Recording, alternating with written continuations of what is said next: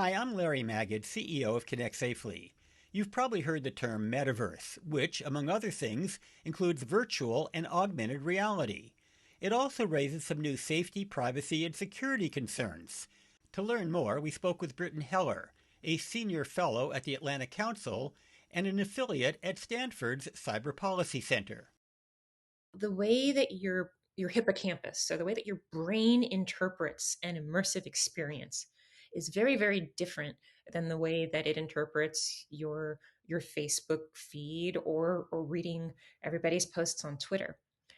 An immersive experience is predicated on presence. And presence means that your brain interprets it like you are actually there. I love virtual reality and augmented reality because to me it seems like a chance to remake some of the choices that are the foundation of the internet.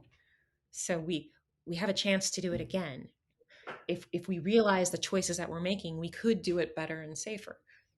Yeah, many of the companies have publicly stated that they have a commitment to user safety, privacy, and security. And my question, and the question that I hope other consumers ask, is how? Tell me exactly how you're going to do this, not why. How are you going to do it? And that to me is the key question. The positive side is I have never seen a greater educational tool than AR and VR. You can go on virtual field trips to the pyramids. You can explore space like you were an astronaut in a shuttle going up and off. You can explore works of art in a museum across the world like you're there. You can travel under the sea and look in the eye of a blue whale. These are actual experiences that you can do. You can go into a Neil Gaiman authored experience that's like going into a book and being a character in the book yourself. It's remarkable. And so for me, the opportunity to use this to foster imagination and education and art is stunning. It blows my mind. That's the good part. The bad part is that right now there really aren't lots of rules for social experiences.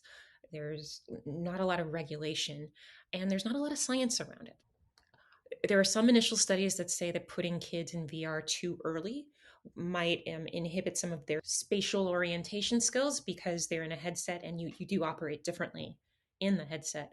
But again, you don't know yet. They don't quite know. So the jury's still out on if there are technical things to be concerned about. I would be more concerned as a parent about social concerns, especially because most families will share a headset at this point. They won't buy one for their 13-year-old, their 15-year-old, their 17-year-old, and the parents. Some of the earlier faux pas in the industry were certain African American hairstyles made it so you couldn't wear a headset. And that takes out a whole demographic. Additionally, the headsets were originally not designed for women. They assumed that the average user was going to be 5'9" or above. So women were disproportionately getting sick in the headsets, and it wasn't able to accommodate their views until people figured this out. So the more types of people designing these things, the better the experiences will be. I think companies need to hire heads of trust and safety for virtual reality. They can't just transfer the terms of service from their internet-based web 2 applications into VR AR. It doesn't work. It's a completely different experience. It's looking at behavior instead of user generated content. I think companies need to invest invest more in the kind of metaverse we want to see. Do we want it to be a new form for targeted advertising? Or do we want a space where people can create art and educational experiences and new ways of interacting and new laws of physics? And that's going to take some deliberative choices and thinking really hard about what a profit model will look like. It shouldn't just be the transference of the internet as we know it into a different format. That's a failure of imagination.